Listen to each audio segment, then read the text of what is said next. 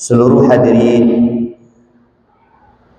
sidang jamaah Jumat, insyaallah getanya Bandung mendapatkan kemuliaan di sisi Allah dunia dan akhirat.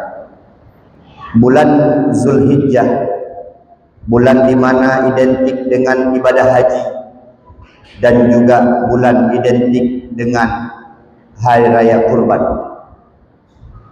Siga berdoa kepada Allah menyana syahara-syahara kitanya di kampung yang mulianya dan umum di Aceh yang berangkat ke tanah suci untuk menjalankan rukun iman yang kelima, beribadah, berhaji ke Baitullah.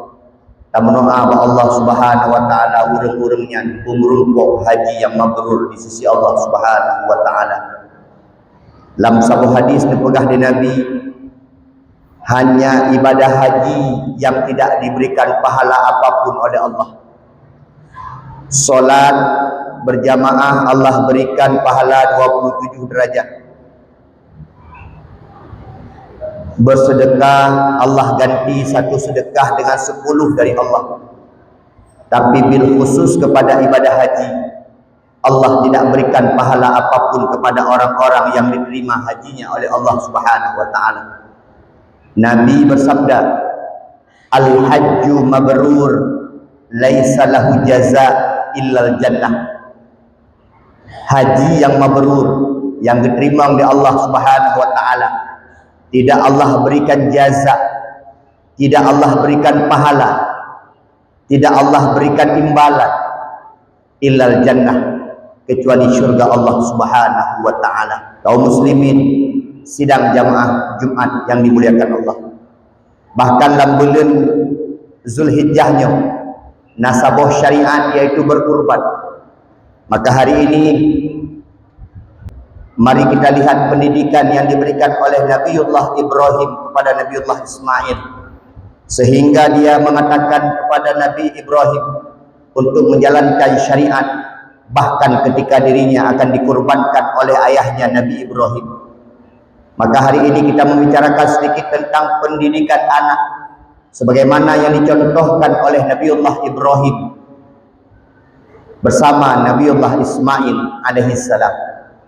Kaum muslimin sidang jamaah Jumat yang dimuliakan Allah Subhanahu wa taala, Nabiullah Ibrahim tidak memiliki anak, sehingga setiap malam, setiap hari, setiap saat dia selalu berdoa kepada Allah yang doanya kemudian diabadikan dalam Al-Qur'an. Rabbi habli minas solihin.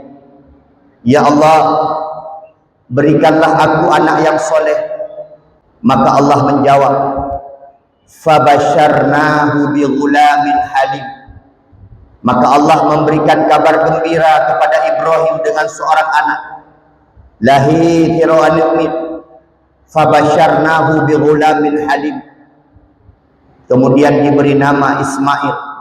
Halim ditafsir dalam Al-Quran adalah anak yang santun. Halim ditafsir dalam Al-Quran adalah anak yang lemah lembut.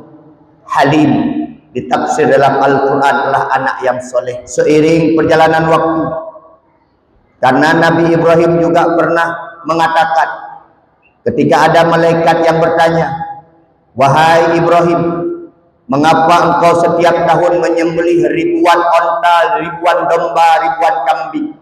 Apa yang kau harapkan, wahai Ibrahim?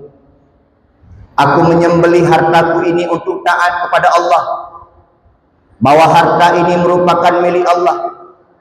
Wahai orang asing, seandainya Allah aku punya anak, aku dikaruniai seorang anak, dan Allah menyuruhku untuk menyembelih anakku, maka aku akan menyembelih anakku sendiri, akan aku kurbankan di hadapan Allah Subhanahu wa taala. Allah kemudian ingin menguji Nabiullah Ibrahim. Falamma balagha ma'ahu sa'ya, maka di malam ke-8 Nabi Ibrahim kemudian bermimpi, dimimpikan oleh Allah. Tapi Nabi Ibrahim kemudian ragu-ragu, maka dinamakan pada hari ke-8 adalah hari Tarwiyah. Pada malam ke-9 Nabi Ibrahim dimimpikan lagi tentang penyembelihan anaknya. dan Nabi Ibrahim yakin ini dari Allah, ini merupakan perintah Allah. Maka Nabi Ibrahim kemudian yakin. Maka pada hari ke-9 disebut dengan hari Arafah, yakin bahwa mimpi ini merupakan dari Allah Subhanahu wa taala. Pada hari ke-10 Yaumun Nahri, 10 Zulhijjah, Nabi Ibrahim di pagi itu mengatakan kepada anaknya Ismail, falamma balagha ma'ahu sa'ya. Ditafsirkan Nabi Ibrahim Ismail umurnya itu sudah bisa berusaha sendiri. Ada juga tafsir yang mengatakan umur Nabi Ismail pada waktu itu 12 tahun. Kalepah keroy. Beda dengan anak jamun dengan anak jino. Anak-anak mit jamun umur 12 tahun lah kemaah nupudah kayak bicara rezeki keroy. Anak jino umur 12 tahun pingan hanai dohrah menyani ina. Anak jamun sesuai dengan ayat ini, falamma balagha ma'ahu sa'ya, sudah bisa dia berusaha sendiri, sudah mandiri. Itanyo anak min umur 12 tahun menyajai kula PR tanyo pugon. Itanyo orangnya anak 12 tahun yang nak kaitan budaya lemari payah tanyo atu, hanai depan budu buku, hanai depan budu ijal. Ijab puto payah ada putunyo ke dewa laundry ka ba, bele diurah terus. Yang menyanu jamun sebagaimana ayatnya, falamma balagha mausaya, Nabi Ismail dumpu kaglah usaha kajit, bahkan bicara rezeki kajit, sudah bisa dia berusaha sendiri. Sa'ya, usaha, sudah bisa dia berusaha.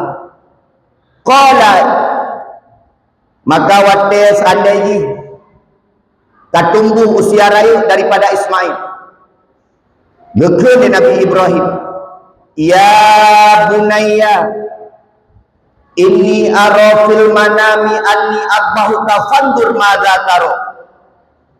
Wahai anak Lut, anakku, bohate Lut, bijeh mata Lut. Ini pelajaran pertama bagi kita. Coba lihat dalam bahasa Arab, ada panggilan ya bani, ya ibni, ya walad. Ada panggilan-panggilan yang lain. Tapi kenapa kemudian Nabi Ibrahim memanggil ya bunayya? Sangat sopan sekali. Wahai anulun tua, wahai bijah matandut, ya bunayya, inni ara fil manami anni adbahuka fandur madza taro. Wahai anulun, lum kalan lalum polu fil manam lam tengut lut, anni adbauka, aku menyembelih dirimu, aku mengorbankan dirimu. Fandur madza taro, wahai anakku, apa pendapatmu? Anak-anak bermusyawarah dengan anak di umur anak yang sudah mandiri. Bahkan ini merupakan musyawarah terkejam dalam kehidupan manusia. Gelakesi, mohon izin pendapat daripada Ismail, dia akan menyembelih Ismail. Apa pendapatmu? Fandur madza taro, apa pendapatmu Ismail? Dikarenakan Ismail anak yang soleh, dikarenakan Ismail anak yang taat kepada Allah, dikarenakan Ismail merupakan cikal bakal yang akan Allah jadikan sebagai nabi, dikarenakan Ismail anak yang taat kepada kedua orang tua. Kemudian Ismail menjawab, ya abati, wahai ayah Lut, if'al ma tu'maru, kerjakanlah apa yang Allah sampaikan kepada engkau, kerjakanlah apa yang Allah perintahkan kepada engkau. Satajiduni insyaallah minas sabirin. Maka kalau engkau mengerjakan sesuai dengan perintah Allah, maka esok engkau akan mendapati aku minas sabirin, bersama orang-orang yang sabar. Kaum muslimin sidang jamaah Jumat yang dimuliakan Allah Subhanahu wa taala, coba perhatikan ketaatan Nabi Ismail alaihissalam. Kemudian ada jamaah mungkin yang bertanya dalam hatinya, atau komplit nyankan Nabi itanyo uronyo duku hana payah da pegah matlah kerubuan kedenganan. Karena memang disyariatkan untuk berkurban daripada domba, kambing, dan daripada lembu. Mari kita coba dengan kita musyawarahkan hal-hal yang lain dengan anak.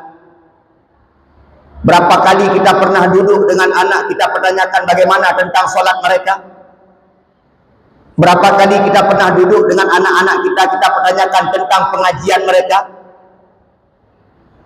Berapa kali kita pernah duduk dengan anak-anak kita tentang hubungan mereka dengan sesama, tentang sosial mereka. Berapa kali kita pernah duduk dengan anak-anak kita, kita musyawarahkan tentang pakaian yang mereka pakai. Memang dipegah bunuhnya raya tak tentu punya masalah semestinya. Punya masalah mengkerubun yang panjang tak tentu. Aci kita pertanyakan soal-soal yang lebih simple, lebih ringan lagi. Soal solat mereka, soal pengajian mereka, soal hubungan mereka dengan sesama, kehidupan sosial mereka, soal pakaian menutup aurat mereka. Apakah kita pernah bermusyawarah tentang itu dengan anak-anak kita? Padung go tak pernah tadu menawaknya dipegah masalahnya. Kaum muslimin sidang jamaah Jumat yang dimuliakan Allah Subhanahu wa taala. Ketika Allah titipkan anak kepada kita, ketika kita dianugerahkan seorang anak kepada kita, percayalah kita sedang diberikan amanah yang sangat besar oleh Allah Subhanahu wa taala. Nyan amanah raya tadi, yang dimana amanah tersebut akan Allah mintakan pertanggungjawaban kepada kita besok di akhirat. Dipertanyakan tentang anak yang diberikan oleh Allah kepada kita. Berapa kali solat yang pernah dia tinggalkan, kita yang akan dipertanggungjawabkan oleh Allah. Ilmu apa yang mereka dapatkan di dunia? Sejauh mana ilmu akhirat mereka, ilmu agama mereka? Semua akan dipertanggungjawabkan kepada kita sebagai orang tuanya, ayahnya, ibunya. Akan dipertanggungjawabkan oleh Allah besok di akhirat. Karena anak merupakan amanah daripada Allah Subhanahu wa taala. Orangnya hanjir dan Tuhan ada perempuan ke anak kedayo. Hanjir dan Tuhan ada perempuan kepada ibadah anak kedayo. Hanjir dan Tuhan ada perempuan kepada ilmu anak kedayo. Dan ingat, bukan hanya ilmu dunia, ilmu akhirat juga perlu kita pertanyakan kepada mereka. Kata ayo anak baik ulamanya, silahkan. Boleh kita berbangga diri di dunia. Ipegah anak tanya cara, boleh kita berbangga diri di dunia. Ipegah anak tanya sukses, bahkan setelah dia kuliah sukses, kita carikan dia pekerjaan, kita dapatkan dia di perusahaan yang mewah. Tapi juga kembali pertanyakan bagaimana tentang urusan agamanya, urusan akhirnya, hubungannya dengan Allah Subhanahu wa taala. Kaum muslimin yang dimuliakan Allah Subhanahu wa taala, memang kita tidak sanggup seperti Nabi Ibrahim alaihissalam mendidik Nabi Ismail sampai mau disembelih karena Allah Subhanahu wa taala, rela nyawanya hilang karena agama Allah Subhanahu wa taala. Tapi paling kurang kita geser sedikit tingkat kita menjadi paling kurang. Kita hamba yang lemah ini sanggup mengajak anak kita untuk sholat, sanggup mengajak kita untuk mengaji, sanggup mengajak anak kita untuk menutup aurat. Karena itu merupakan amanah yang Allah amanahkan kepada kita, dan esok di akhirat yang kemudian akan dipertanyakan oleh Allah Subhanahu wa taala.